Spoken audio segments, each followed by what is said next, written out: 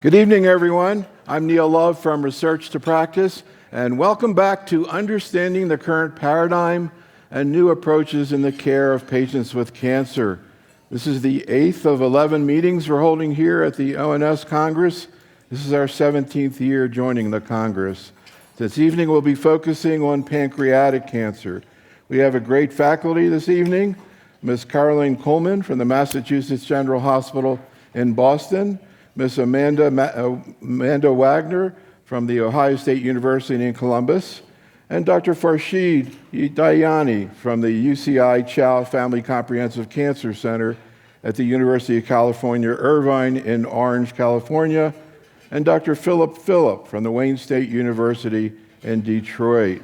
As in all of our programs here, we will be talking about the use of unapproved agents and regimens, so please consult the package insert information for more data on the various agents we're going to talk about today. Check out our new podcast, Oncology Nursing Update. Just take your phone, go to podcast, hit search, type Oncology Nursing Update, and follow us. So we have a couple programs on there now, and we're going to add all 11 of these programs onto the podcast, as well as a number of other programs moving forward. As I mentioned, we have 9 programs. This is the 8th one. We view this really also as an oncology immersion experience. We're really here to have a talk to the faculty. I always loved making rounds when I was training, and we brought that idea into all the education programs we do. We have a fantastic faculty this week, and we're really looking forward to hear from our faculty tonight about pancreatic cancer. Here's where we're heading. We're going to go chat a little bit before we get started. We're going to go through a case, and then we'll dive into the management of pancreatic cancer. First, the first-line treatment of metastatic disease, selection of treatment of relapse disease. We'll talk a little bit about palliative care. Also, PARP inhibitor therapy in pancreatic cancer. We've already talked about that in breast cancer, prostate cancer, and then this afternoon in ovarian cancer. And then finally, we'll talk about some new strategies and new agents coming along in this difficult disease. So let's start out with a case. And Mandy, this is a 42-year-old man, young man, who presented to you. You know, one of the themes we have, in general, we've had over the years is, the biopsychosocial circle around the patient. And the question we have, and I'm going to ask you this question about this man, is what made it different taking care of him than another patient in the same oncology situation, but a different person, older, different family situation, comorbidities, social support, etc. So let's hear a little bit about this 42-year-old man, Mandy. Yeah, so this gentleman, 42 years old, no significant past medical history. He was actually at church with his family and had a syncopal episode and was taken to a local ED, which was actually pretty rural. There, his lab showed he was acutely anemic with a hemoglobin of 7 and had hyperbilirubinemia with a total bilirubin of 7. And prior to him passing out, he had, over the past month or so, been feeling more fatigued, feeling weaker, losing weight. His urine turned dark, and he had started having some abdominal pain. So once in the ED, he had imaging that showed a pancreatic head mass with associated biliary ductal dilation, as well as several lesions in the liver concerning for metastatic disease. He underwent an EGD and EUS, which showed an oozing pancreatic mass that was invading into the duodenum. That's what was causing the bleeding. And the biopsy showed adenocarcinoma. He also, at that point, had been transferred to our facility, had the ERCP as well to have the biliary obstruction relieved, and underwent a liver biopsy. He had, further testing. This was not found to be genetically linked. It had happened. So in our first appointment, we spend, as nurse practitioners, a lot of time just kind of assessing the patient, assessing their symptoms to try to figure out kind of what is going to be the best option to present to the patient as far as treatment goes. So as I said, he had lost weight. He had a very poor appetite. He was fatigued. He was still trying to work. He worked as a contractor, had 3 little kids. His pain was better since they placed the biliary stent, and the dizziness was better after the blood transfusion. So very, anxious, obviously, regarding this devastating diagnosis. His wife was also extremely anxious, very tearful during that appointment. What kind of work did he do? And He was a contractor, self-employed. And did he have a lot of questions? Did he know much about pancreatic cancer? He didn't ask, seemed more withdrawn. It was more his wife and father who was with him at the appointment that were asking the majority of the questions. And his mother couldn't be at the appointment either because she had just recently been diagnosed with cancer herself. So, Carolyn, very challenging situation here. We're going to get into some of the medical aspects, but just taking a step back, when you think about it, of course, this is a younger patient, two young children. That's actually been something we've talked about quite a bit over the years here is patients with minor children or grandchildren. We had a patient earlier today that took care of a grandchild, a sole caretaker of the grandchild. Any thoughts about what you think about when you know you have a situation here of an incurable situation with young kids? Any special services at Mass General for this situation? Yeah, I mean, it's an incredibly tough situation. We do have a program through our social work department. It's called Parenting at Challenging Times, and it is designed to offer parents support around navigating a new diagnosis of a serious illness with their young children. They don't actually see the children, but they offer strategies to the parents about how to talk about the serious illness and prepare them, and also to help the parents understand developmentally how they might interpret the news, how they might deal with the changes that are about to happen within the family structure. But so important to remember that the kids will have unique needs, and the parents themselves are going to need support around giving them what they need. Philip, any thoughts about when you know you're about to see a patient with a new diagnosis of metastatic pancreatic cancer? Now you hear these details in terms of the patient's family, some of the things that are going through your head, the kinds of questions past patients ask you in that situation. And also any comments about the presentation here, the biliary stent placement, also the new diagnosis, diabetes. So thank you for asking this important question, because neo-onset diabetes is considered to be a kind of a risk factor for developing, but it puts us in a challenge because every time you diagnose a new patient with diabetes, it's a bit difficult to think that they will have pancreatic cancer, because most of them they don't. But something to keep in mind in the absence of family history of diabetes or something else. The patient's mother had uterine cancer, so you would think, is there a link between the two? And the link is, the obvious one is the Lynch syndrome, which can happen. But I see that the genetic testing was negative. From my own experience, so this patient was diagnosed 3 decades earlier than the average time we diagnose patients, which is 71, 72 years of age. And I have to deal with really the important challenges that come with this diagnosis. Number one, I see sometimes patients have delayed their diagnosis. They're young, they're working, so you really have to be careful about that, because sometimes those patients take a while to come because they don't think. The other important thing is that they go to their doctors, and because they're young, cancer is not always thought as an important differential diagnosis. But certainly, in a patient like this, we really have to be very, very aggressive in supportive care. And you know how I feel very strongly about palliative care, supportive care for patients in general, but in a patient like this, it becomes even much more important from day one to be very aggressive with that, the supportive care. Because I tell you, it's very difficult to deal with a patient who is 42 and tell them that you have an incurable disease. The other point to make is that those patients, because of the track record of the chemotherapy we have nowadays, we always have to think of clinical trials also, because they tend to be, in fact, healthy in general, so it's really something to keep in mind. So overall, the management of this patient may not be different than the 72-year-old, but there are aspects of it that have to be more enforced to do that. Just out of curiosity, any exciting trials that a patient like that would be eligible for at your institution, Philip? The trials that currently are of interest in patients like him would be I'll touch on it later on, would be, for example, the KRAS mutation. So the patient did have KRAS mutation, and there are ongoing trials in the different lines of treatment, although the front line is a bit less developed because they're working on the second line.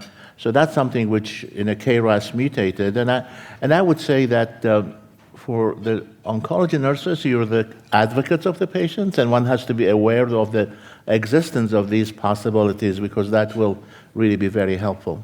Yeah, we had an incredible case presented at lunch today of a ovarian cancer patient, far advanced disease, went on a clinical trial, doing very well. Farshid, again, any thoughts about the sort of the psychosocial issues in a patient like this? Anything you want to say about the clinical presentation? One of the themes that we've been talking about that goes throughout all oncology is biomarker assessment.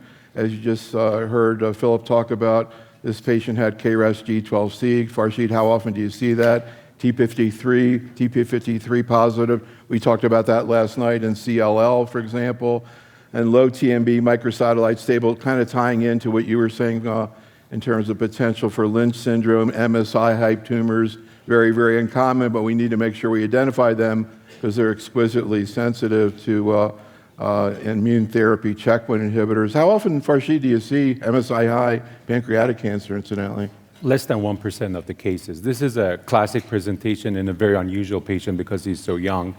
KRAS mutations in more than 90%, and as Dr. Philip noted, in a young patient. So the approach is reverse what you can reverse, buy time, and then put him on a trial that might change the trajectory of the disease. For example, at our institution, we have KRAS and MEK/ERK inhibitors combined with chemo, for example, with 5-FU nanoliposomal irinotecan in the frontline setting for KRAS mutated. We have antibody drug conjugates with Claudin 18.2 with chemotherapy. So really, the same way you try to reverse the obstruction by putting a stent, the first thing you want to do is give your best systemic treatment, control the disease, reverse the course, reset the clock, and then see how you can really change the trajectory with a clinical trial. So that's the message for this patient. And in terms of psychosocial, we have the Promise 5 screening tool for all new patients, and that sort of captures all the social issues, and if they score low, then that triggers an automatic referral to social work, for example. So then we can follow up with that and address those issues. So Mandy, let's continue on, but also what was involved in this patient, as you can see, presented hyperbilirubinemia, also anemic. Was he transfused, and what was involved with the stent? Do you see infections with these stents? Yeah, actually, so this stent did become infected, and he developed something called cholangitis, to where that bile duct was infected. They can get really sick really quickly.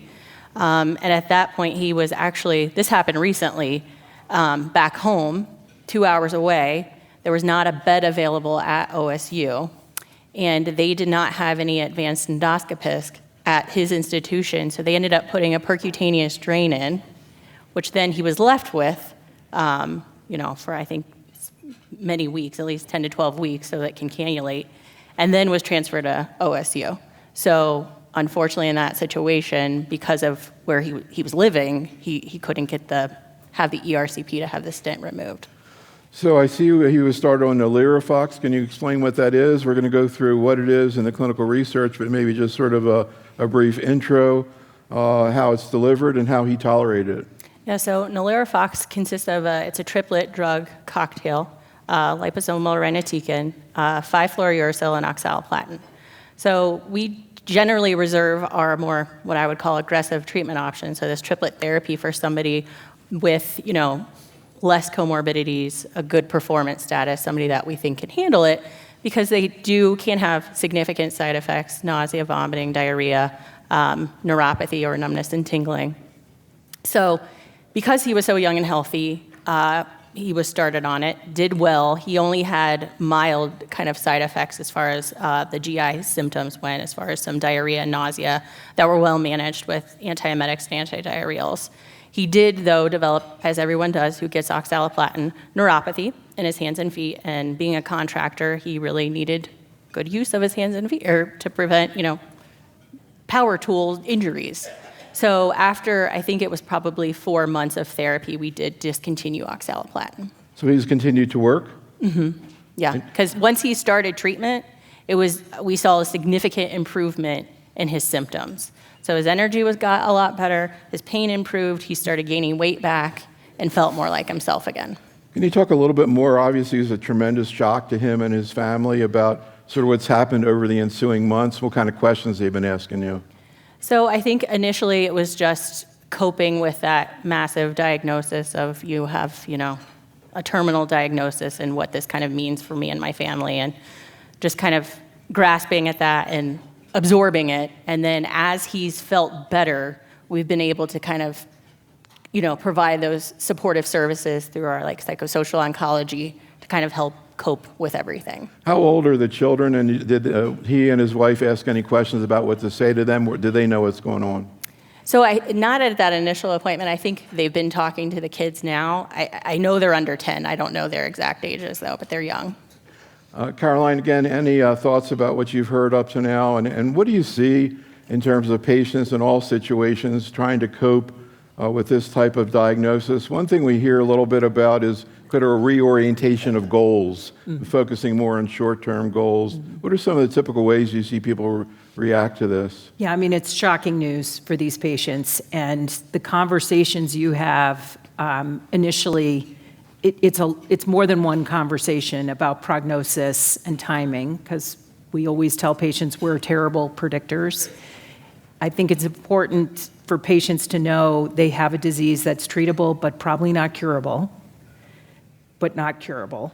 Not probably, but not curable. It's important for them to have that information, but in the initial visits, the need to say exactly what that number is if they don't specifically ask, that's an ongoing conversation. I think you have to be ready at any moment for the patients to come to that realization of, well, what is the number? And then sort of help them view their lives a little bit differently, which is, we'll see how the treatment goes. If you respond every 4 cycles, so every 2 months we'll do a scan to kind of think of your life in those increments for now, and that we'll see how you respond to treatment, and that will dictate, prognosis. Philip? Yeah, in my practice, I do not give them survival numbers months, and I tell them clearly, I've been doing it for a long time, and I've seen people. You need to know that a lot of patients, they say, is it possible for me to live several years? I say, it's possible, because in my practice, I've seen that. So, because they want that hope, they want that kind of encouragement. But also, there are other drugs coming along. I mean, the field is becoming so active. So I keep that also in their minds, that there is no time I can give you. Unfortunately, sometimes they come and someone told them that the median survival is this, or they read it on the internet, but I make it clear to them that's just an average. And I've seen people who do well. That's what they need to know, that yes, can I do well? Do you think I can survive several years? Yeah, I've seen people doing that. I don't lie to them and say everyone will be doing that, but give them that kind of encouragement.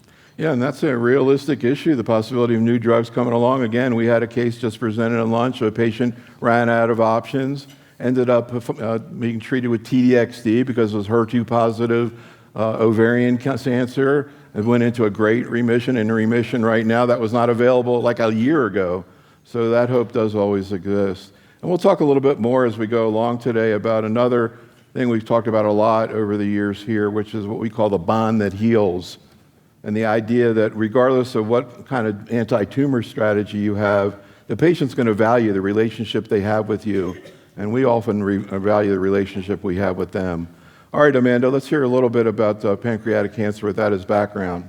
Okay, so we will kind of take a step back here and kind of talk through just first pancreatic cancer statistics. So pancreatic cancer, and we're talking about adenocarcinoma, is the 10th most common cancer in the U.S. It's the 3rd leading cause of cancer death. In 2024, the SEER database estimated about 66,000 new cases of pancreatic cancer. They comprise about 3.3% of all new cancer cases. Survival is grim, as you can see. It's a 12.8 5-year survival. People's overall lifetime risk of developing pancreatic cancer is 1.7% by age 75. And now we'll start talking about a little bit about risk factors. So some of the clinical risk factors for pancreatic cancer include acute and chronic pancreatitis, smoking, alcohol use, obesity, diabetes, and then these cystic tumors, these intraductal papillary mucinous neoplasms and mucinous cystic neoplasms. Sometimes those people, we know they have them, and in our institution we do have a pancreas clinic, so those are followed by a gastroenterologist, and they do imaging and kind of monitor those to see if there's concern for them turning into pancreatic adenocarcinomas. There's also some inherited risk factors. So these are germline alterations that patients can have that they may know about or they may not know about. And sometimes they're not discovered until they are diagnosed with pancreatic cancer. And for every patient in our practice, we do offer genetic testing to assess for any of these. The most common ones I see in my practice are the hereditary breast and ovarian cancer syndrome, so your BRCA1, BRCA2, PALB2, and then we see a fair amount of Lynch syndrome as well. So pancreatic stage distribution and diagnosis. So as you can see, the majority of cases, so about 80%, are locally advanced or metastatic at the time of diagnosis. So there's only about 14% of patients whose cancer is localized at the time. And as you can see, the survival based on their stage at diagnosis is also grim. So the patients with metastatic and regional disease, their 5-year survival is as low as 3.1% for metastatic disease, 16.2 for regional, and then if we are fortunate enough to find it localized, still it's not great, it's only a 44%. So a lot of times we don't find pancreatic cancer until it's too late, and the reason is a lot of times they don't have symptoms until the cancer has either metastasized or what we call locally spread. So there might be regional lymph nodes, or this tumor might be encompassing vessels, making it unresectable. So some of the symptoms that they can present with, anorexia and weight loss, so loss of appetite, fatigue, abdominal pain, back pain, and that can be kind of mid-back pain, so more kind of around the bra line, which I've had patients before that they've had all these imaging of their spine and they can't find it, and come to find out they have a pancreatic mass causing their symptoms. They can have muscle pain or muscle weakness and wasting. They can present with jaundice, so if like a pancreatic head mass is pressing on the bile duct. They can also have change in bowel habits, and specifically pancreatic insufficiency symptoms. So, our pancreas is a digestive organ as well. It helps us break down our food and releases enzymes to help us break down our food. So when we're lacking those enzymes, they can have lots of gas and bloating, floaty, oily stools. So sometimes that's how they find their cancer. They can have indigestion or new or worsening onset diabetes. So before we go into another case of metastatic disease, Farshid, even though it's a small percentage of pancreatic cancer, as we saw in that diagram that Mandy just showed, you do see patients who present with localized disease. Can you talk a little bit about the use of neoadjuvant chemotherapy in those patients, both who are not resectable in the hope to make them resectable, and even in patients who appear to be resectable?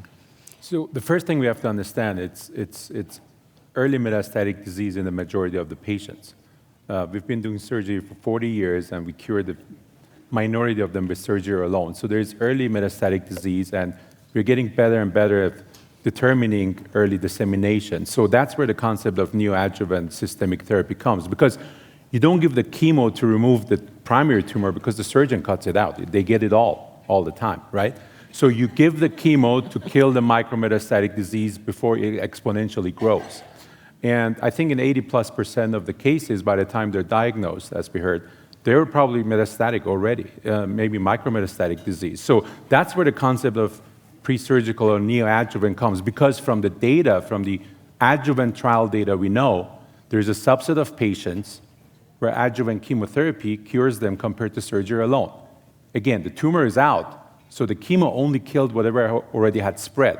So if you take that concept and you say, okay, earlier treatment is associated with better outcomes, as we do in other GI cancers. So that's where the concept of neoadjuvant chemotherapy comes in. Now, we have pretty good data that for anything beyond very early stage disease, so let's say less than 2 centimeters, stage 1, anything beyond that, probably neoadjuvant treatment to best response followed by surgery is as good, if not better, than surgery followed by adjuvant, because it's much more difficult to tolerate chemotherapy when the pancreas is missing and you're recovering and half of the patient won't make it, right? What we do have is, in very early stage disease, we don't have the data yet that perioperative chemotherapy is any better than adjuvant. The question begets is, do we really need, in a subset of patients, chemotherapy, or are they cured with surgery alone? We don't have the biomarkers to determine, so those patients, so right now, everybody gets chemotherapy. And we have ongoing trials for very early stage disease, like the Alliance trial, where we randomize perioperative to adjuvant to see which one is better. But for anything beyond really small pancreas confined, if there's lymph node involvement, if the tumor is a bit larger or even locally advanced and not resectable up front, really systemic treatment is what the patient needs to go to. And the one thing to tell the patient and the family is, if this tumor grows through those 2 or 3 months of your best systemic treatment, you should have gone to surgery in the first place, because that tumor would have come back within a month. So when they understand that, then they're much more willing to actually do the right thing, which means early systemic control. So let's hear about another case. Mandy's a 54-year-old man, again, pretty young. Yeah, so this man had a history of substance use disorder, and he last year had developed epigastric pain and was diagnosed with pancreatitis and received conservative treatment. But he kept coming back to the ED with the similar symptoms, and they kept saying, yeah, you have pancreatitis again, you have pancreatitis again. He actually did have an EUS with a biopsy that there was no evidence of malignancy on the EUS, but there was also some new indeterminate liver lesions.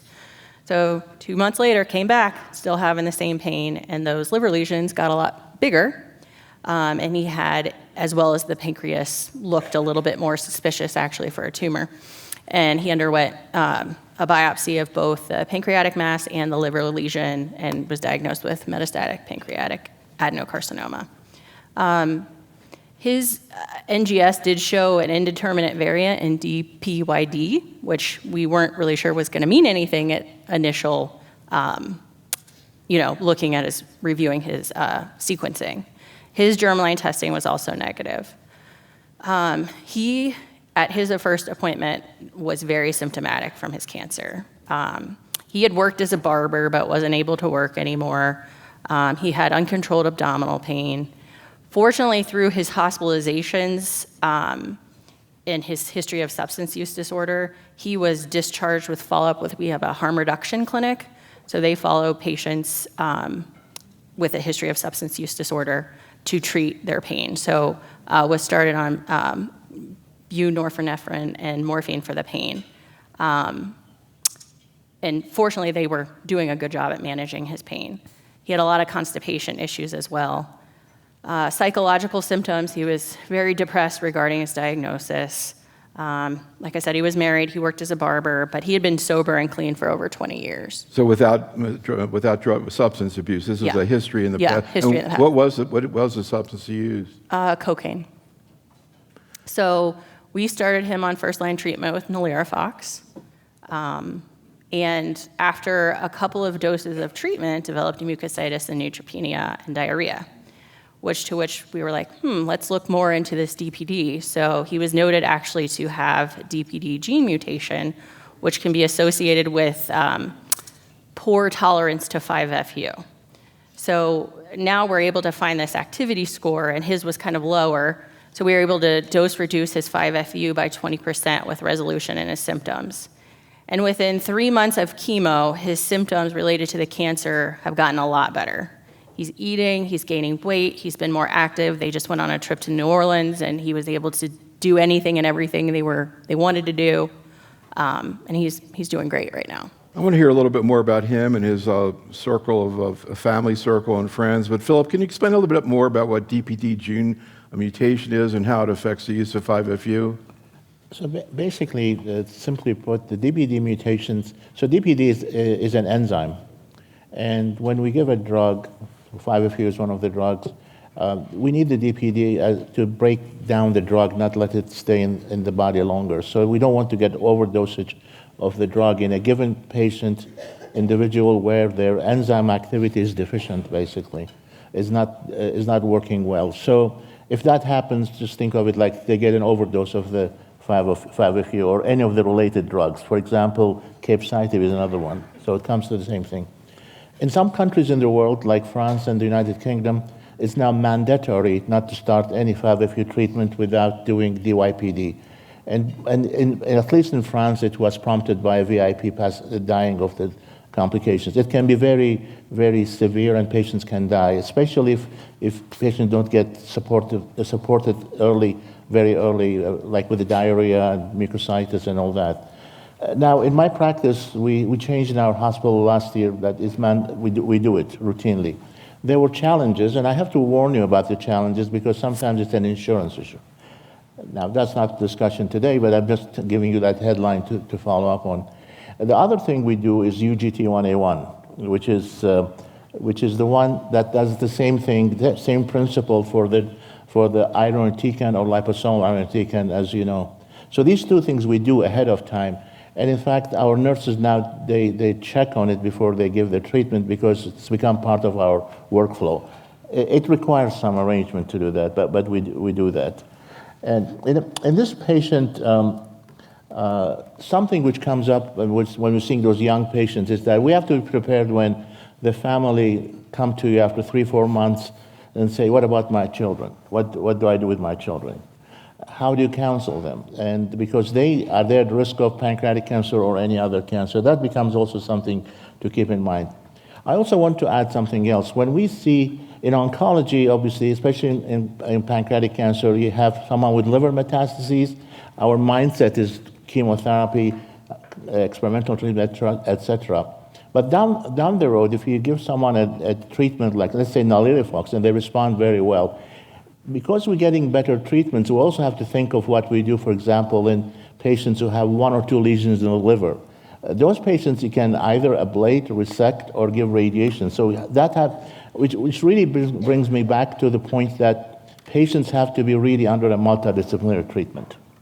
Right, and we were talking about the treatment of what's called oligometastatic disease yesterday with prostate cancer. So Mandy, again, can you maybe just briefly comment on his situation, how it compares to your previous patient? He was in recovery. Was he going to AA or any other groups? Not at that point because he'd been clean for over 20 years, but it kind of ties into, a bit of a stigma, right? Not only did we talked about this yesterday at ONS, but, worry about treating him differently because we knew about his substance use disorder, but he has a reason to have significant amount of pain. And, I'm not sure. Could that have been part of the reason that it took so long to diagnose him? He just kept coming back, and they were like, pancreatitis, treat it conservatively. But, yeah. Great point. All right, Farshid, let's talk a little bit about this. Both these patients got a therapy that wasn't used more recently. Philip? Just a quick point. I was reading recently an article, and this is the fact that people who have recurrent pancreatitis think of possibility of pancreatic cancer. Don't let it just go as only pancreatitis if it's recurrent. Great point. Farshid? So our recently hired pancreatic surgeon with a 5-year-old calls me and says, Farshid, the mother of one of the mothers who goes to the same kindergarten like my kid, diagnosed with pancreatic cancer, wants a second opinion. So 72-year-old lady from Fiji, but I think South Asian ethnicity, family history of pancreatic cancer, no significant past medical history. She has some diabetes, but well controlled. Basically, 20-pound weight loss, not a lot of pain, weakness, fatigue, ultimately gets a workup and has, unfortunately, as you can see here, this 4-centimeter pancreatic tail mass. Not clearly visible on CT scan, but when we updated her imaging based on a CA-99 of 19,000 on MRI of the liver, small lesions that were suspicious for metastatic disease.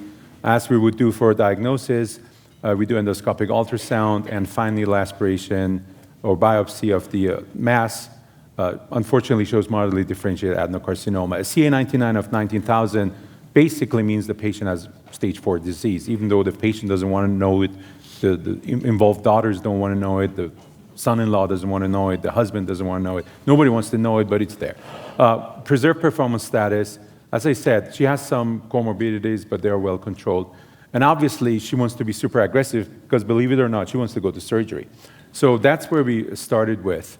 What options do we have? 15 years ago now, this is kind of depressing because when I was a fellow, this was very new data.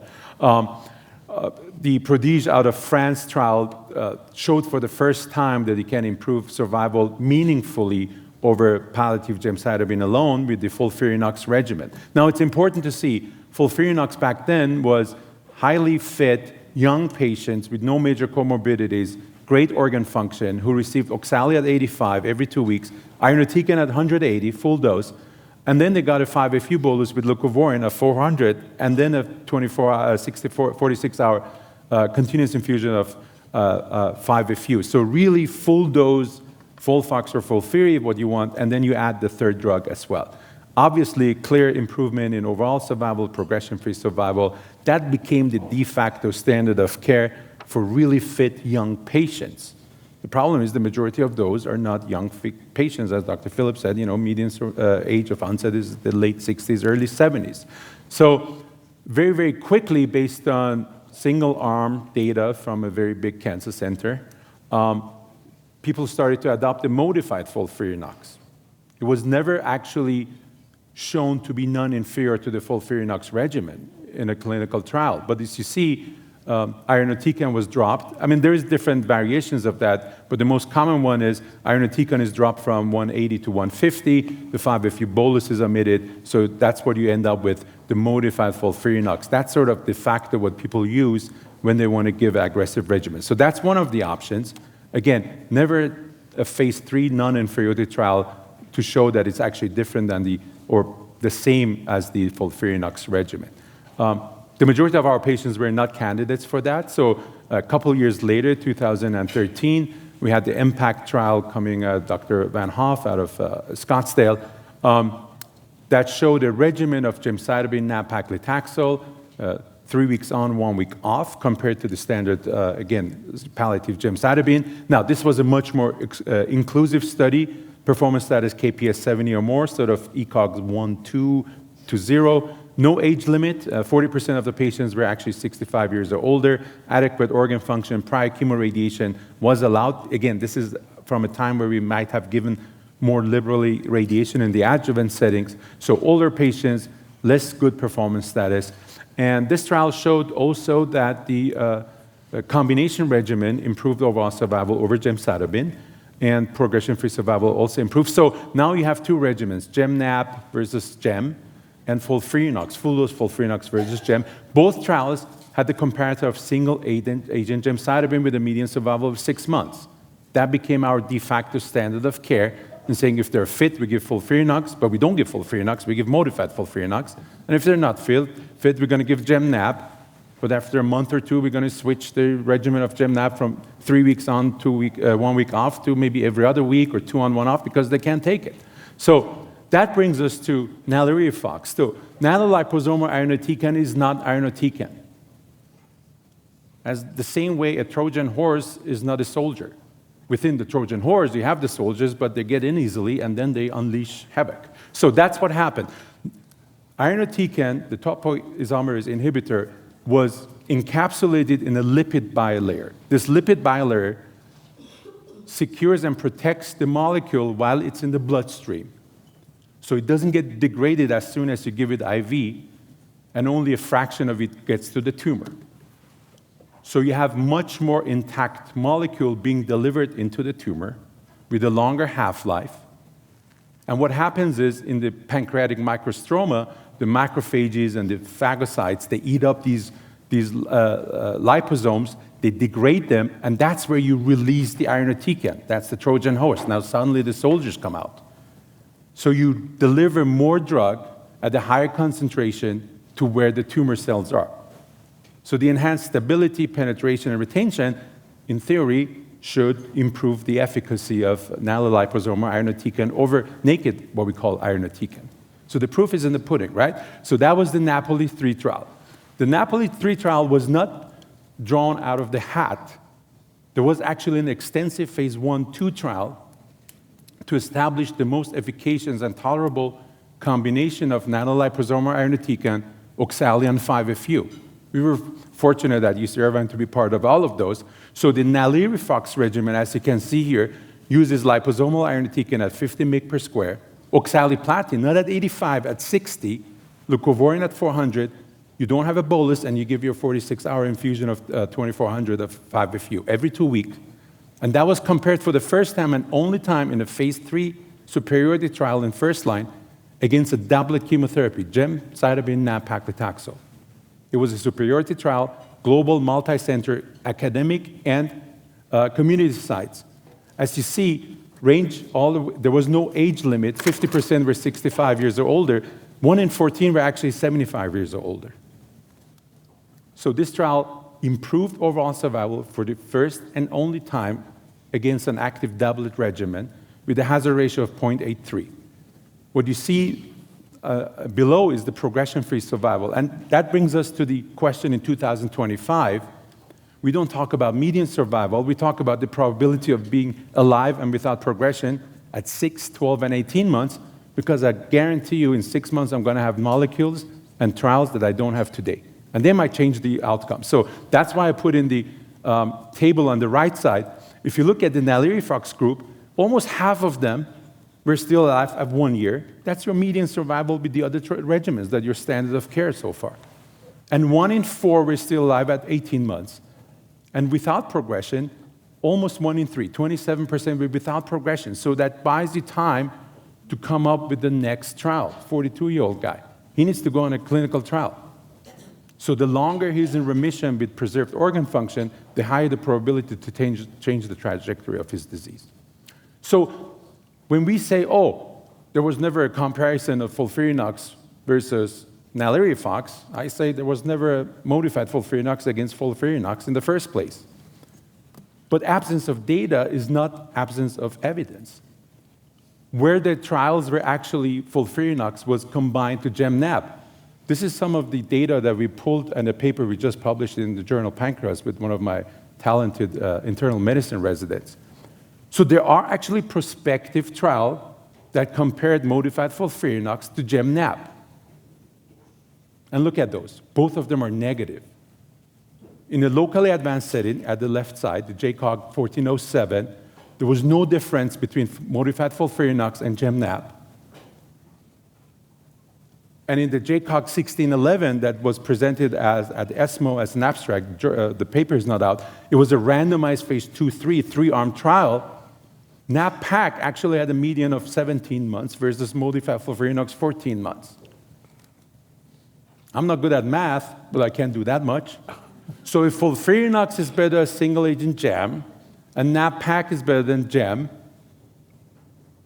and based on the data I showed you, modified FOLFIRINOX is about the same, if not worse than GemNab. But then you have NALIRIFOX that shows superiority to GemNab. By deduction, which one do you think is better, NALIRIFOX or modified FOLFIRINOX? It's not the same drug, and the clinical data don't support that it's the same. So if you want to give your patient the best benefit of the doubt and maximize the outcomes, you go by the data. So that's why we chose for this lady the NALIRIFOX regimen. So I love that analogy of the Trojan horse, and really interesting. Again, we've talked in many of the programs so far about the challenge when you don't have the comparison between some of the things you want to see a comparison of, and you have to indirectly compare it. And you can see how oncologists sort of go through these data. Another issue there, too, though, is tolerability. And Carolyn, you're going to get into that in a second. Just kind of curious, though, I think you mentioned the patient's interested in surgery. Do you think she has an unrealistic thought about her future, or what's she thinking? She underwent surgery, believe it or not. Not at our institution. Really? She got into a CR, and she went to a different institution, and she got a surgery. Wow. With metastatic disease, she had the primary? Well, you know, the liver mets disappeared, CA19 normalized, and, you know, she recurred. She should have never gone to surgery, but she went to surgery. Wow, interesting. I mean, they have only one chance, right? But she had, yeah. Interesting. Interesting. Well, again, patient involvement, another thing we've talked about. People, some people are very proactive, others are not. This lady and her family sounds quite proactive. All right, Carolyn, let's talk a little bit about some of the issues that come up in managing these patients' symptoms.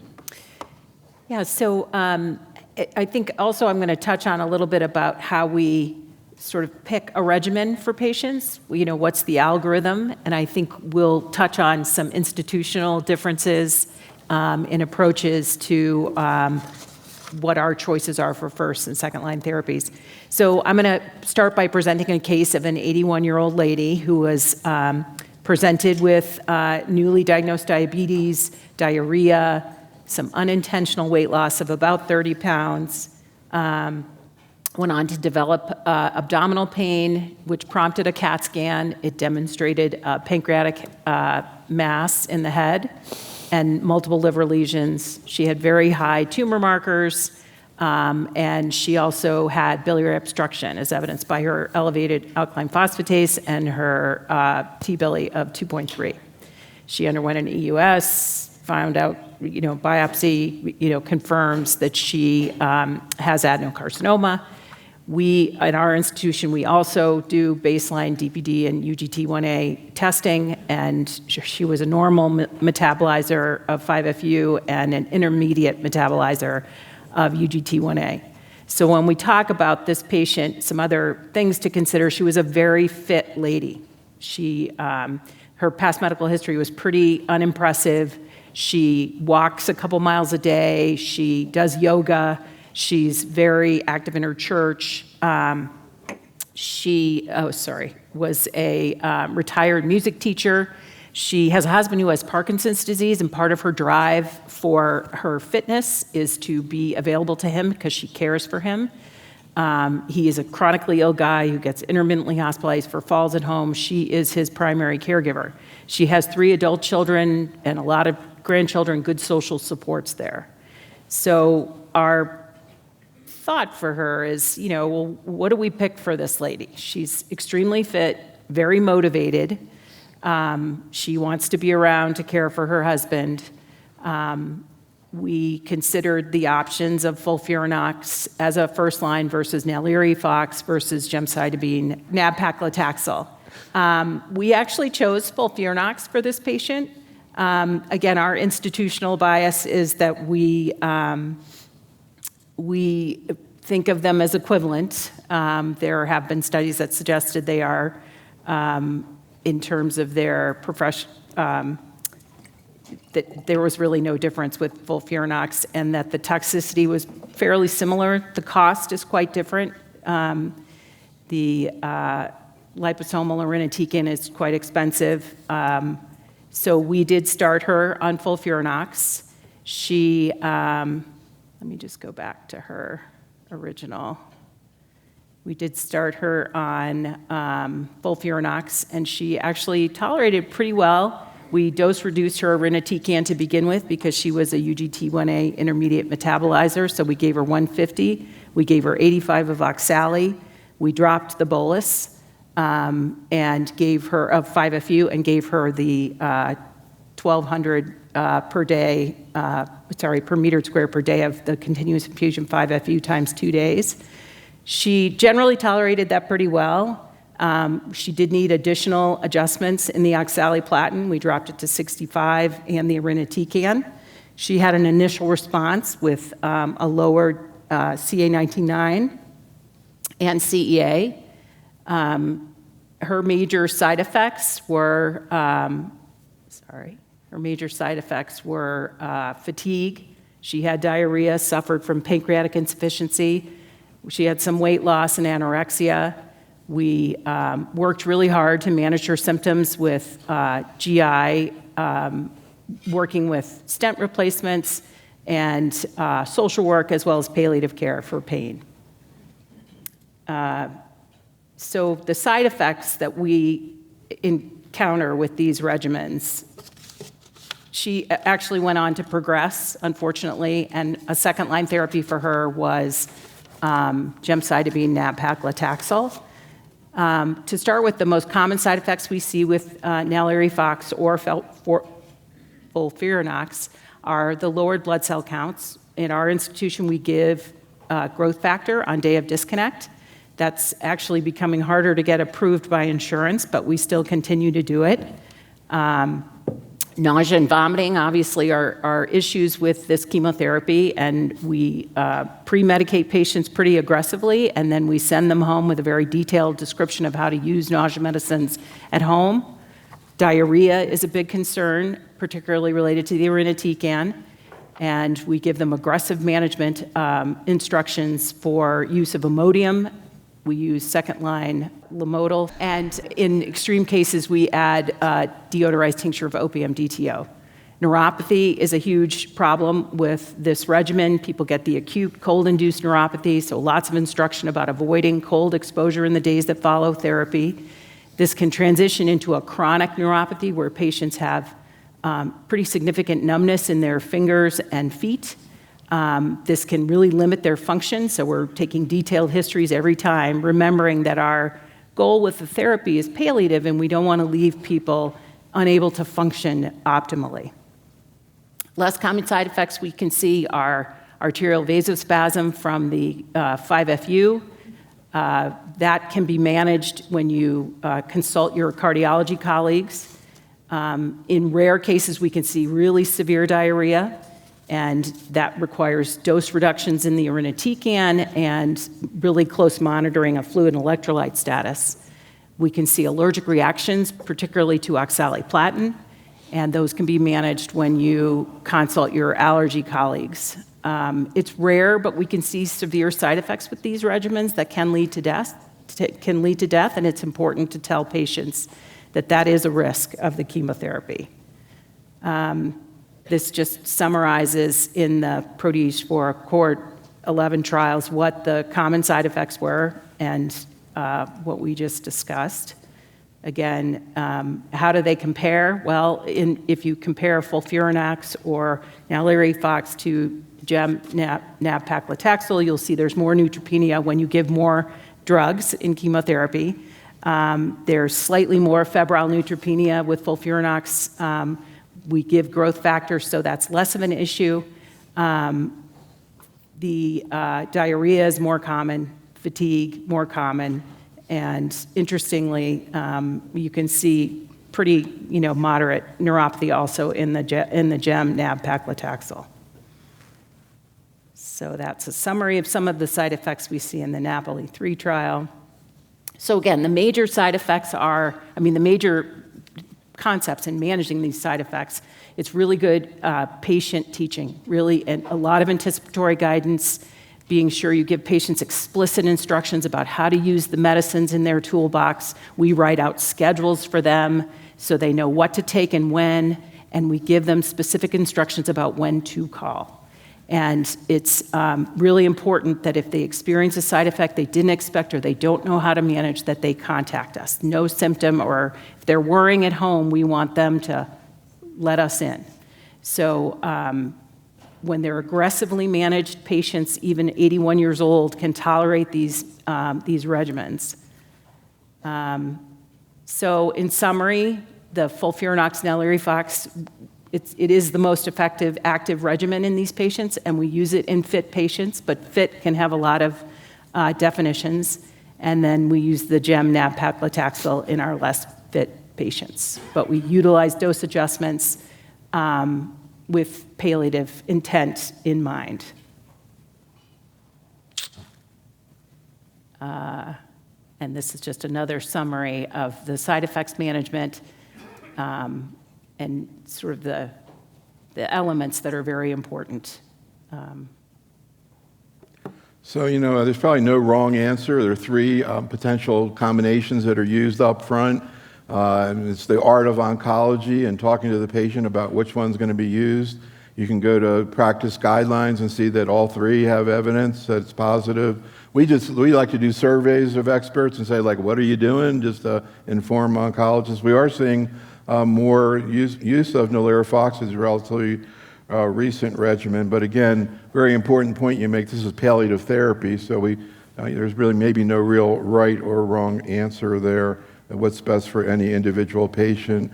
So let's talk about second-line therapy for patients who are able to get to second-line therapy.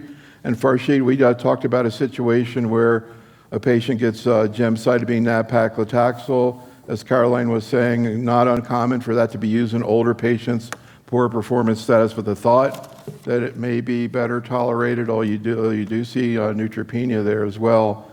And then these patients often, if not always, will progress. And a common second-line therapy is the same agent you just talked about, the Trojan horse theory with Naliri and 5-FU-leucovorin. So can you talk again about the clinical trial evidence we have about what to do in this situation, how often patients actually get to second-line therapy, and how you make this decision? So if you play your hands right, the majority of your patients will make it to second line, meaning don't push until their bone marrow is wiped out and they can't walk anymore, and they don't tolerate any more disease or any more treatment, even though you have other options. So that's the one point. And neuropathy and cytopenia, these are really the rate-limiting stops for your second-line treatment. After first line, something that includes a taxane or a platinum that causes neuropathy. So let me talk about this gentleman. What you see here, this big dark thing, is his stomach. 74-year-old gentleman. He had, as a teenager, testicular cancer. Doesn't play a role here. Cured with chemotherapy and surgery. But then he comes back with this gastric outlet obstruction, huge stomach, has a stent placed. Whipple was aborted because he's found to have locally advanced pancreatic adenocarcinoma. He comes to see me, he's 74, he had some chemo decades before, performance status reduced. The LAPAC trial was a single-arm phase 2 trial of gemcitabine nab-paclitaxel in about 80 to 90 patients with locally advanced. Locally advanced is a euphemism. Locally advanced, it's a stage 3 and patients get happy. I'm like, sorry, it's the same as stage 4 in terms of treatment. But, there's a non-zero chance that you still get them to surgery with adequate systemic control and down reduction of the tumor in locally advanced. Maybe that's the light at the end of the tunnel. But clearly for this gentleman, gem-nab-pac at full dose was appropriate. He was, interested in aggressive treatment. So we started on gem-nab, and his CA19-9 was elevated at 1200, again, in the setting of normal bilirubin. That's invariably indicator of more advanced disease. After 5 cycles of treatment, 5 months, his CA19-9 normalizes to 18. He has the stent in place. He's eating. He's getting better. What you see a lot of times in imaging, the primary tumor will not necessarily shrink a lot because there's a lot of dense fibroblastic stroma in that tumor. That's not tumor cells. So even if you kill those tumor cells, the size of the tumor might not necessarily shrink on imaging, but biochemically, ctDNA, CA19-9, he clearly had a good response. Now, obviously, after 5 months of nab-paclitaxel, he starts to have peripheral neuropathy, as we heard, and that started to bother him. That led to some adjustments in the nab-paclitaxel dose adjustments, but ultimately, at some point, after another 3 months or so, his CA19-9 starts to slowly go back up, and we repeat imaging, and now, unfortunately, the pre-present liver lesions that were not visible, now they become visible, hypodense lesions in the liver. He has early metastatic disease. So what do we do? Not a trial candidate, or maybe we didn't have a trial at that time. He has neuropathy, but he's otherwise interested in treatment and in good shape.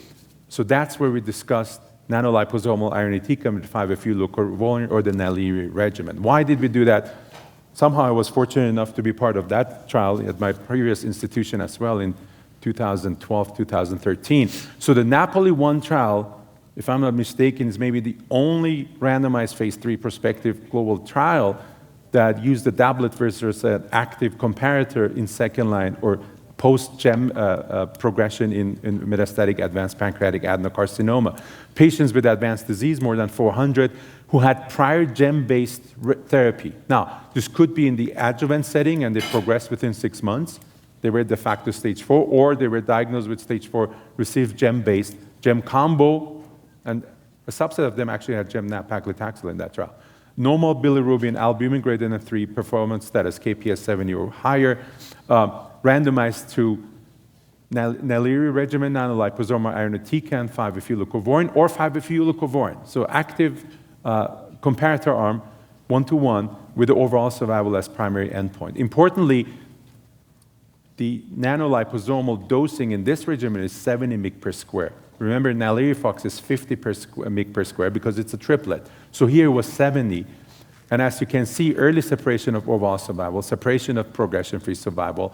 So 10 years or so before the Napoli 3 trial, the Napoli 1 trial established the NALIR regimen as a second-line regimen after gem-based progression in metastatic pancreatic adenocarcinoma. You look to this right side, diarrhea, vomiting, nausea, decreased appetite, fatigue, neutropenia, anemia, hypokalemia. Now, the description of an AE profile from a clinical trial is not here to make us scared, is here to educate and prevent as much as we can. And I would argue cytopenia and diarrhea and nausea, vomiting, we can ameliorate or prevent as much as we can. Neuropathy, we cannot. We have to dose adjust or dose reduce. So we have to learn from this trial. So our numbers should be better than the ones presented at the trial because the trial didn't have prophylactic growth factors, maximize antiemetics, bring them on day 3 for extra IV hydration, right? But these are the things that you have to tell your patient and educate your team so your numbers look better so your patient can remain on trial longer, right? So based on the Napoli 1 trial, we offered this patient the NALIR regimen. If you look at the NCCN guidelines, in advanced, locally advanced, or metastatic, and as you see, NCCN lumps them together, locally advanced and metastatic. For prior gem-based therapy, the only category 1 is actually the NALIR regimen, 5-FU-leucovorin liposomal, because it's a randomized phase 3 with an active comparator OS benefit. And even if intermediate PS2, remember in the original trial, KPS was 70 or higher, the only one that's recommended for prior gem-based therapy is 5-FU-leucovorin liposomal irinotecan. So if your patient, for some reason, starts on a gem-based regimen and they progress and they're still candidate for systemic treatment, certainly the highest level data is for the NALIR regimen. Now, the discussion of naked irinotecan being the same as nanoliposomal irinotecan being the same is 10 years old, based on Napoli 1. Oh, FOLFIRI is the same. FOLFIRI does not have the data. All you have FOLFIRI are single-arm retrospective or prospective single-arm trials. You cannot derive, there was never a direct comparator in the phase 3 to show the superiority.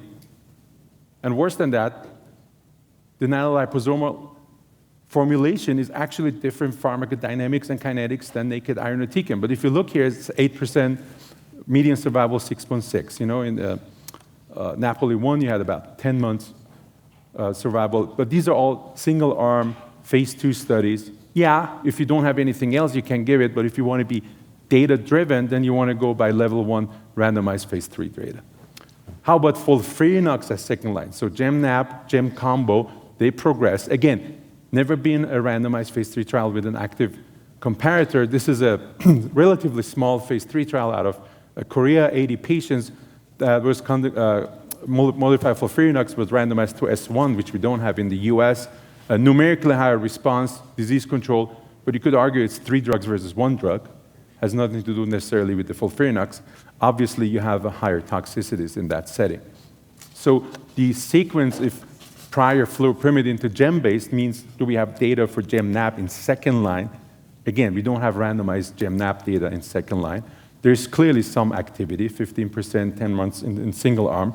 And what you see on the right side is actually not a randomized trial, is outcome based on ECOG. And as you would expect, better ECOG 0-1 has better survival than worse ECOG 2, which is, we know, one of the most important prognosticators in pancreatic cancer, performance status, right, if it's disease-driven.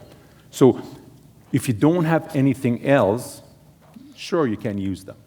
But if you want to go evidence-based, you usually try to go by what has a randomized phase 3 trial. This is the second-line data for gem-nab post-FOLFIRINOX. As you see, prospective single-arm, retrospective, prospective 30 patients, 59 patients. Napoli had more than 400 patients randomized, right? So there's some activity, but nothing that would tell you this is clearly better post-FOLFIRINOX as a treatment. So what factors do I consider? It's really a multitude. Neuropathy is a big one. No matter what you start with, you have a platinum first line or nab-paclitaxel. If you play your hands right and they benefit, they will start to have neuropathy. They will have cytopenias. Strength of clinical evidence. Is it category 1 or not? Is it retrospective study? Do I really want to maximize survival benefit? Because survival benefit means more access to clinical trials. What are the patient wishes? What are the families want?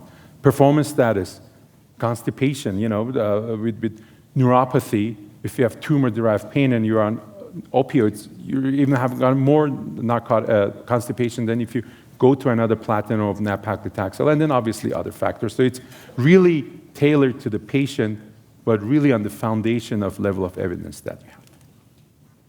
So great presentation. Maybe a little bit of a palate cleansing story. When I saw the fact this man was cured of testicular cancer 55 years ago, right? He was a teenager. Yeah. Incredible. So quick story. For about 10 years, every day I'd get up in the morning at 6 a.m. and play this trainer in basketball, one-on-one for an hour. He was an incredible athlete. I never could beat him. I mean, it must be the oncologist in me. I just kept wanting to play, right? So one day he comes up to me and he goes, "What do you think about this?" I go, "Whoa, what?" He had this huge note under his arm. Turns out he had recurrent testicular cancer. He had prior surgery. So he goes and gets chemotherapy, becomes bald, starts losing weight, sick as hell, but he kept playing. I never beat him. Never. Can you imagine playing this guy who's bald and losing weight, whatever? I could not beat him even then. So the determination of cancer patients. All right, well, let's get back to palliative care, a very important and common part of oncology. And Carolyn, we asked you to talk about some of the many palliative issues that come up with this cancer.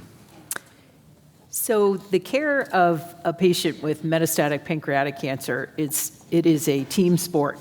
This is something that you have to utilize all your resources to help patients in a difficult situation where there's not curative treatment, but to help them do as well as they can for as long as they can.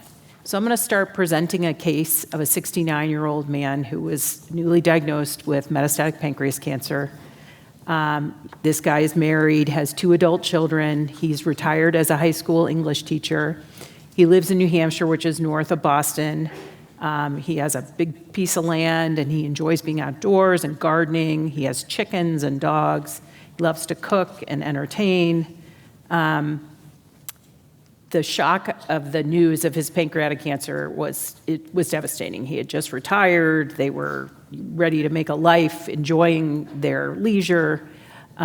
He was a fit gentleman. We did start him on FOLFIRINOX, but this was a challenging regimen for him. He was experiencing at the time of the start of treatment abdominal pain, which made it hard for him to be out and about in his garden. He wasn't eating. He had difficulty sleeping. He would come to visits openly discussing his feelings of depression. He had lost interest in other activities. He wasn't seeing his friends, his family. He was moody at home, his wife would report, and he was pretty tearful during our initial visits. So our supportive interventions for a patient like this is we refer him to social work. In fact, we refer almost all of our pancreas cancer patients to social work. Our licensed social workers are also therapists, so they would meet with him on his visit days. We referred him to nutrition to talk about strategies for maintaining his weight. We referred him to our palliative care team also in partnership to manage his pain and to also talk a little bit about goal setting and managing other symptoms that he had. We worked with our interventional radiology colleagues, our GI colleagues, to manage other symptoms associated with malignant ascites, also the need for intermittent GI stent changes. I think the key point I want to leave everyone here today with, this is an old study, but it's so important that I wanted to talk about it today. It is a New England Journal paper that came out of the Mass General Hospital Cancer Center Supportive Oncology Group, in which we did a randomized study looking at early intervention with palliative care versus our standard intervention, which was when the patients got sicker and more complicated to manage, then we referred them to palliative care. This study assigned them to a palliative care intervention at the start of their treatment. They measured quality of life and mood assessments based on standardized tools. They did it at baseline and then again at 12 weeks, and they randomized 151 patients. And what they found was that the palliative care group, the early palliative care group, they reported at 12 weeks better quality of life and less depressive symptoms. But what was most compelling to me and to my colleagues is that in the early palliative care group, these patients received less aggressive end-of-life care, but despite this, their median survival was longer, 11.6 months versus 8.9 months, and this was a statistically significant finding. And there have been subsequent studies in metastatic cancers that have supported and proved these, validated these results. This is looking at quality of life scores. I'm just showing you that when we look at the standard care versus early palliative care, these patients all reported better quality of life scores. They were less depressed with early palliative care. And their survival, quite compelling. And to me, that was really instructive, and it has really informed the way I think about palliative care and managing my patients and their symptoms. The other thing I think that's really important to think about in this setting is to have serious illness conversations with your patients. The goal of those conversations, it isn't one conversation, it's several. But the important factors to include are trying to understand, as you get to know your patients, what are your goals? What's important to you? What is it that you don't want to be a burden to your family, or is that you want to live as long as you can to go, to see your son graduate from high school? What are your goals? And then I think it's really important to share your hopes and worries along with theirs. And that can look like, well, we're going to start a second-line therapy, and I'm really hopeful that this gives you some benefit. I worry that your symptoms are getting worse and your disease may progress. And if that's the case, if you know your time is limited, tell me a little bit about how you want to spend that time. And I think those kinds of conversations really make it possible for a patient first to begin to think in those terms, but also to begin to ask themselves those questions and their families. Supportive care to a lot of patients feels like you're giving up, like you're stopping, you're not, palliative care, I wish we had a different name because the patients just bristle at the notion that I'm referring them to palliative care. But it is the hardest work we do. It's every bit, I would argue, as important or maybe more important than the chemotherapy treatments we give them. The goals, it's about aggressive pain management, utilizing long-acting opioids, breakthrough medications, but also being thoughtful about the way we deliver those medications. Can the patient swallow pills?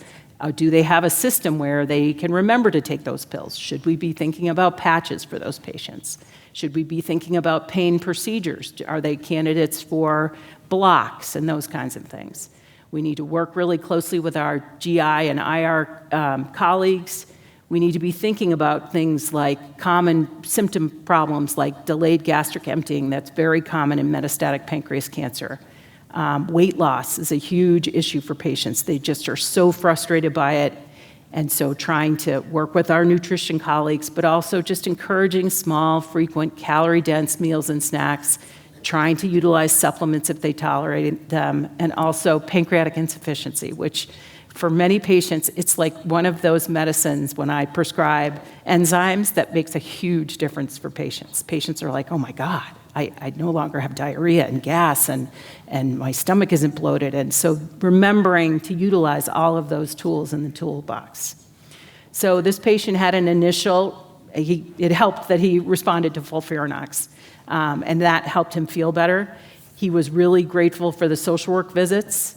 I did refer him to palliative care. We did a great job with pain management, and because he responded to therapy, we were able to wean him off his long-acting opioid, and he uses just one short-acting pill a day.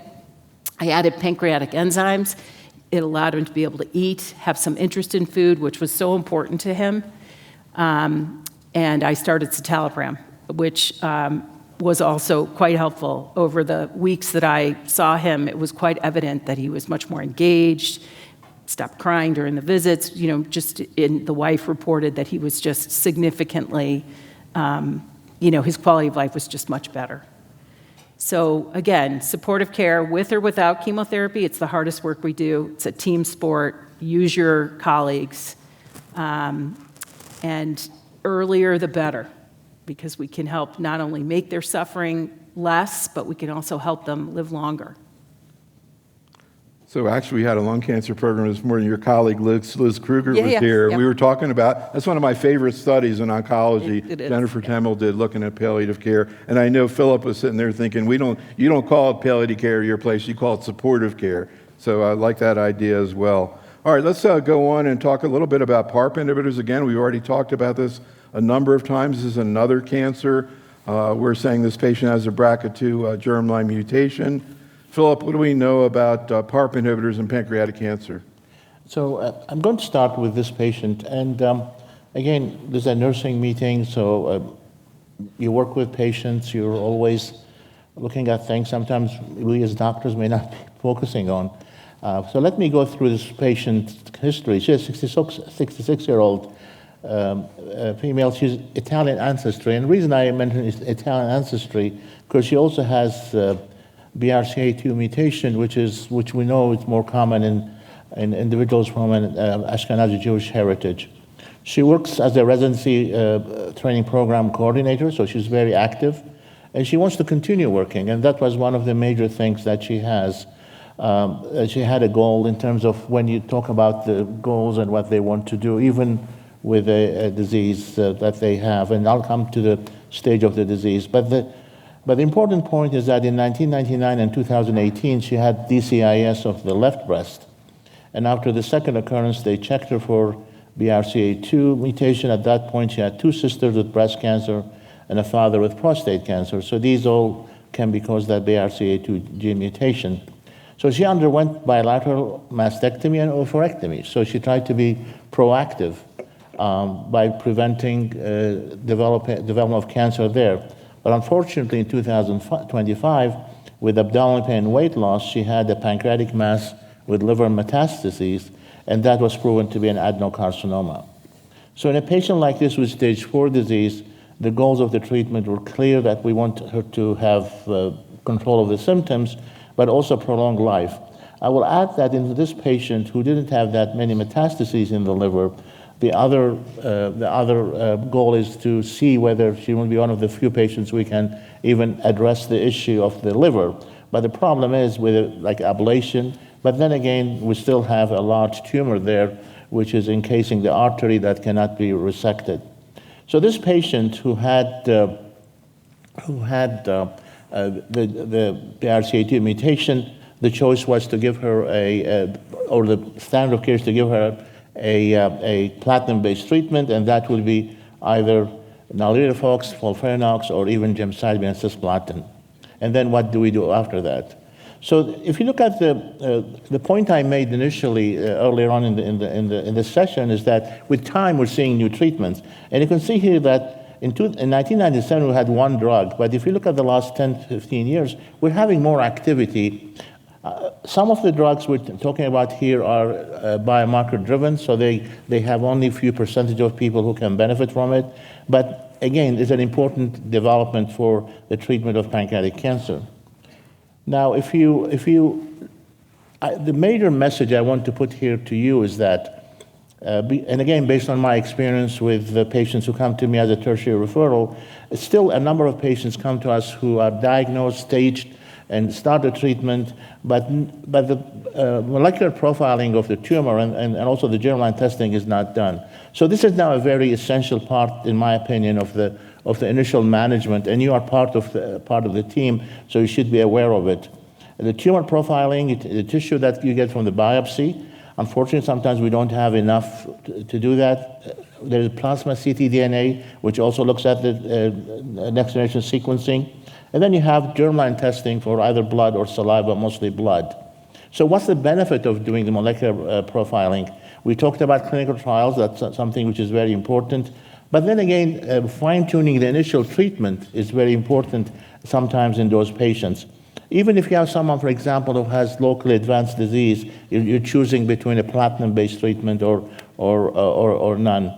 Prognosis, sometimes these are prognostic. And then there's this thing about the cancer risk in the family if they have a germline mutation.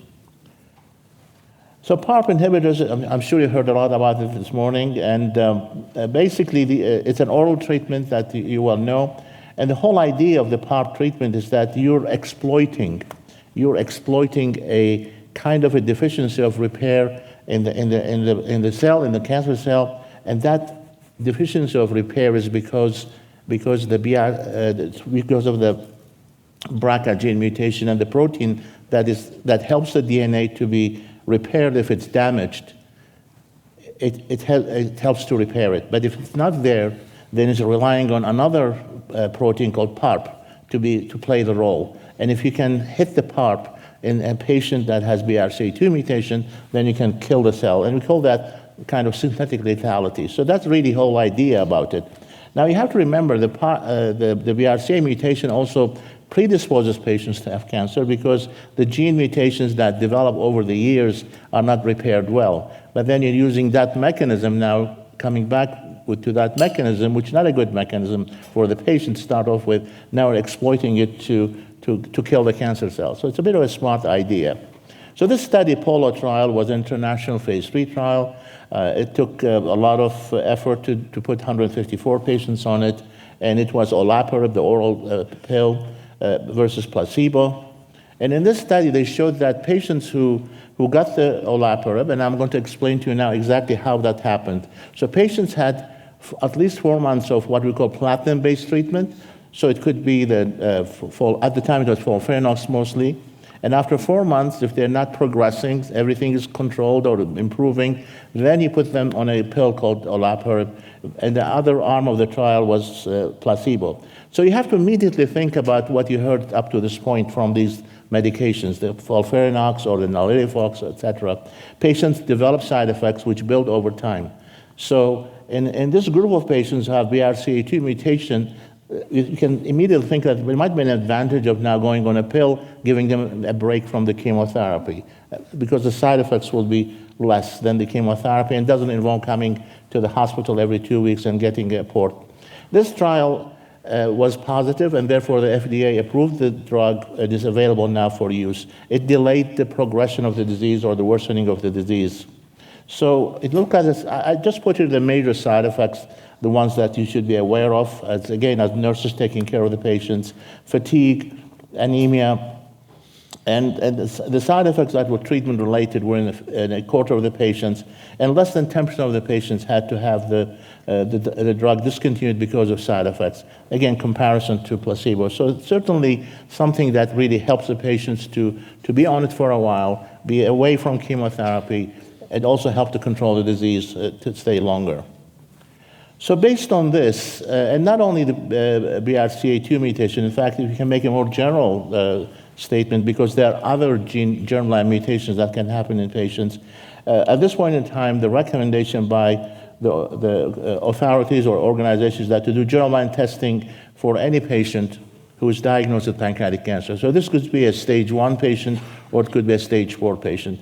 And we do this routinely in my practice. All patients, when we see them for the first time, we get all these things done, because that is now part of our evaluation of the patient.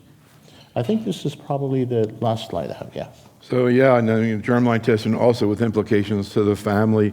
So Mandy, we asked you to talk a little bit about nursing issues in patients receiving PARP inhibitors. We're going to talk about it here with pancreatic cancer, but a lot of what you have to say relates to ovarian, breast, prostate. Yeah. So talking back about genetic counseling, so as Dr. Phillip mentioned, any new pancreatic cancer patient in our institution as well, we do talk about referring for genetic counseling.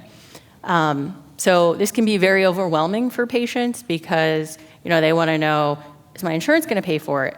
If you do find something, what does this mean for my family and their future implications for becoming insured or having pre-existing conditions? So it's very important to refer them to a licensed genetic counselor to have these discussions. They can talk about risk reduction strategies, any necessary screening should they be positive, the possibility of passing the variant to the child, then do their children need to be tested? There can be referral to support groups to, cope with discovering that you do have, a germline alteration that led to your cancer. So talking about maintenance olaparib. So as Dr. Phillip mentioned, this is for patients with BRCA mutations who have received at least 16 weeks of platinum-based chemotherapy, so oxaliplatin, cisplatin. So we do this because, as Dr. Phillip mentioned, we're trying to give them a break from systemic chemo, improve their quality of life. So as he mentioned, this is a PARP inhibitor, which blocks the activity of the PARP enzyme, which plays a crucial role in repairing DNA. So we're hoping to kill the cancer cell that way. So things that I counsel the patients on, and we have clinical pharmacists that work in clinic with us that also do, for any oral chemotherapy agents, do actually go in and counsel patients as well. So a lot of that, either I start to do and then they finish, or we kind of do a team approach. But, talking about fatigue, but we hope that that is going to be better than it is with systemic chemo. The hematologic toxicities of specifically anemia, thrombocytopenia, and neutropenia. We do recommend doing, obviously, a baseline CBC, and then we will repeat labs every 4 weeks. And then if we do see one of those toxicities, then we do hold the drug. I talk about nausea, vomiting, diarrhea with them.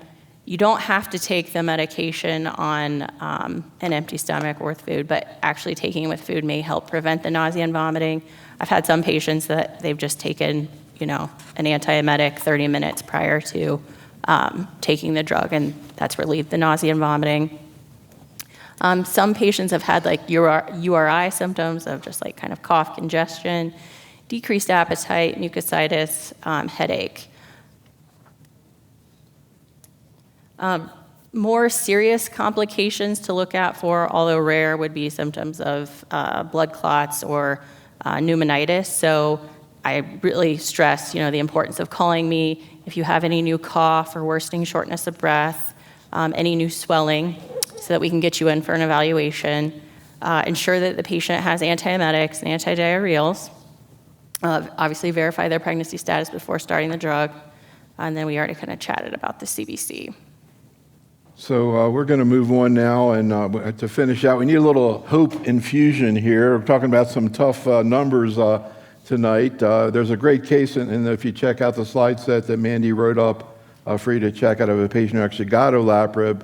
But Philip, let's talk about a couple of new options for the future, maybe better hope for our patients. So staying on the theme of we're getting new drugs, but also we're doing additional testing with the genetics, etc. So this is another example of a patient who's a 49-year-old, actually, automotive car engineer. I'm in Detroit, so I see a lot of, unfortunately, younger people who come. Many of them do have engineering background. Good performance status, a very nice young family, fit otherwise. He had pain for a couple of weeks, and then had a CAT scan which showed a large mass in the pancreas that you can see here in the arrow. Again, had the usual workup and adenocarcinoma. Germline testing was negative. So in a patient like this, the goal was pain control, prolonging life, but again, added to it, being locally advanced, possible resection down the road. And if you look at the molecular testing that we did up front, so he came to us for a second opinion, but we said you have to have molecular testing, and it sure enough showed a microsatellite instability, although he had no germline, so he wasn't Lynch, but he was somatic microsatellite instability, and also if you look at the liquid biopsy, it didn't show it. So that's the reason why we do both, because sometimes we pick it in one and you don't see it in the other. So this patient, we started the patient on chemotherapy plus pembrolizumab, and he's doing very well, actually. His tumor shrunk down a lot, but unfortunately it kept on hugging the artery, so he's not operable, but otherwise he's doing well, and we're thinking of just giving him some radiation. So there are a number of drugs now, as you know, that target KRAS. KRAS represents 90% of the mutations we see in those tumors. So the number of drugs that you're familiar with, for example, the KRAS G12C, which we see more frequently in patients with lung cancer, maybe colon cancer, so even in pancreatic cancer. So you have to do the testing, because then you have an option for the patient. If you don't do the testing, then you miss out on these drugs. The exciting thing is that there are now almost 30 companies working on KRAS blockers, and this is an example of a study that was presented last year, and it's really showing very interesting results in patients who otherwise we didn't have any treatment for them. So you give chemotherapy, it works. We heard about chemo working for a while, and then patients go second line, and then you're really running out of options. So now you have this very important development.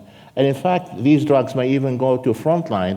There are studies to start in frontline and also even adjuvant settings. So within the next 5 years, you will see this is changing. It will change a lot of the things that we're doing in the treatment.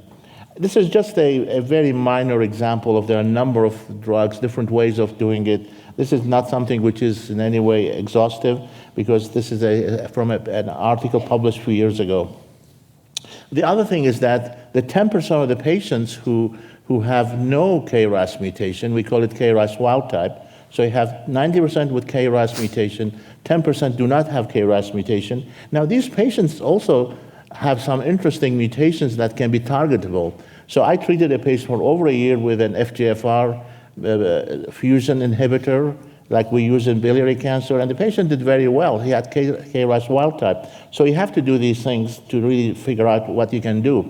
Another opportunity is this recently FDA-approved drug, zenocutuzumab, which targets, it's a bispecific antibody, targets HER2 and HER3. Again, the whole idea here is that you have to do the testing to figure out patients who can benefit, and certainly there is benefit in patients who have pancreatic cancer with a tolerable toxicity. So again, these are really things that we have to keep in mind. Again, I want to finish off by saying, why do we need to push patients, not push patients, I'm sorry, I used the wrong word, but now why do we want to push ourselves to talk to patients in terms of opportunities for clinical trials? Again, you see that the benefit from the existing treatments is somewhat modest. People don't go on living with those or getting the benefit, which goes many years. So we need to have better treatments. We need multiple lines of treatment, like we did, for example, in colon cancer. But to get to that point, we need to discover new drugs, and clinical trials are important. Unfortunately, 5% of the patients in the United States go on clinical trials for pancreatic cancer. So that's a number that we really have to at least double or triple. And then the clinical trial itself really is a way for the patient to have access to new, unique, novel therapies. And again, I talked about one promising drug, which is the KRAS targeting strategy, but there are now a number of other experimental treatments like vaccines, cell therapies, and certainly other targets.